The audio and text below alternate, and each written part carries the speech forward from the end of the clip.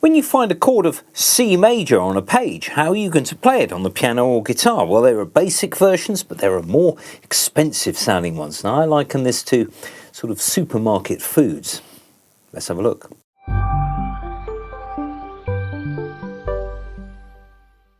There you are then in the supermarket, and you ask the assistant in the store, have you got any C major chords? Yeah, aisle 4 at the end. And you go, okay. And you go to the end of the aisle and you find sort of there's a few cans of C major on the bottom shelf, some of which have been sort of kicked in the warehouse, a really cheap label, and you get this. That's it, that's what you get. Sometimes you get a buy one, get one free when you have C major, the cheapest one, so you just get this. Does nothing really for you except make you fat.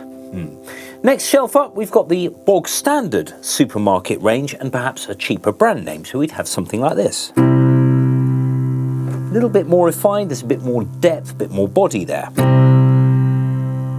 That's fine. Then you go up to the next shelf and you have the flashy brand name and the supermarket sort of really flashy version. And these have got live cultures in, don't you know? So you end up with this.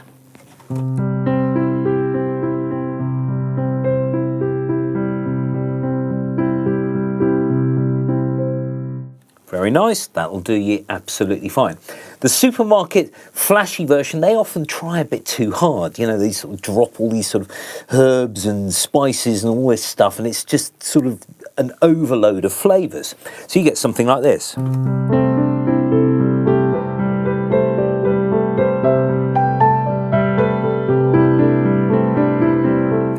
And it's just all a bit too much. It's just they're trying too hard. And of course, if you've got C major on your digital audio workstation and somebody's trying to sing over that, it's going to be hard work for them.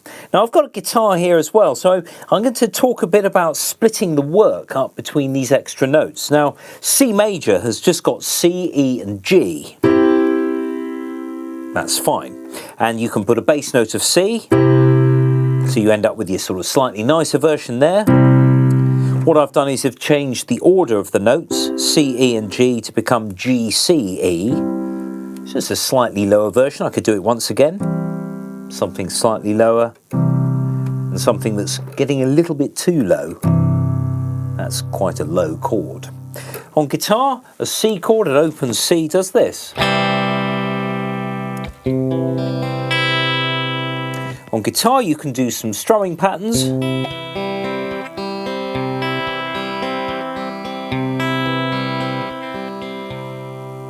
To make it a bit more interesting. Remember those live cultures in the top end version in your supermarket. Anyway, you leave the supermarket empty-handed because it's not kind of cutting the mustard. It's not really the best thing you can find. So you walk out the door, you go up the street and you find the delicatessen. So 4 people working in a tiny shop, all of whom have a tie and an apron on. You say, have you any C major by any chance? Oh yes, we had some fresh in this morning. Lovingly hand-picked, whatever that means, hand-cooked C major.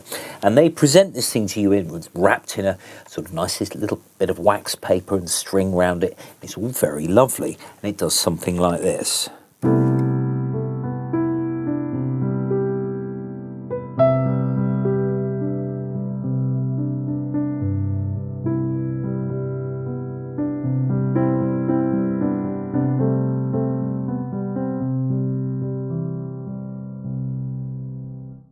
So it's soft, it's quite gentle in tone. You can do all sorts with that. Somebody can sing over that and be able to express and do the sort of all the dynamics of their line. Now, one thing you can also do in your productions is you could have your standard C major in the piano, and in the guitar, you could have the other notes that I've just added. So just a little bit of theory. The C major scale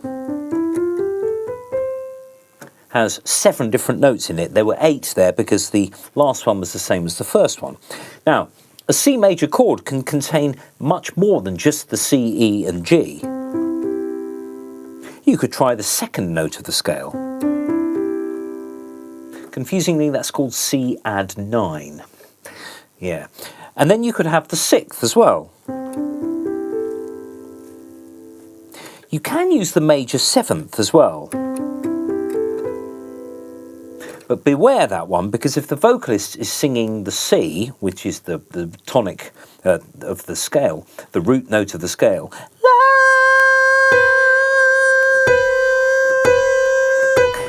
it's going to grate just ever so slightly. So ideally, you would only use that one if you're absolutely confident that your top line is going to work with that. However, if we got C, E and G, having those extra two notes gives you quite a lot of flavourings. Now what we can do is we can divide the work between the left hand and right hand. So for example, I've got C and G in the left hand, and the D and E and A in the right hand. I could even split those once more so I can get something like this. Even put the root and the fifth down. Now with the guitar, if I just have my C chord, I can add some of those extra notes on the guitar, or even strings or brass or synth or whatever it is you want to do. So if I've got a C chord here, my extra two notes are now on the guitar. So I could have a held C chord,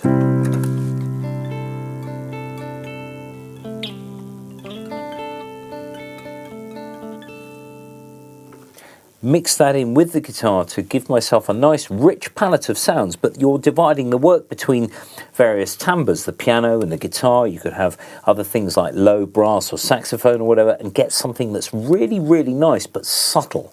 Remember, those supermarket top-end versions, they might talk a good fight, but it's just too much. You need your delicatessen for your chords, that's for certain.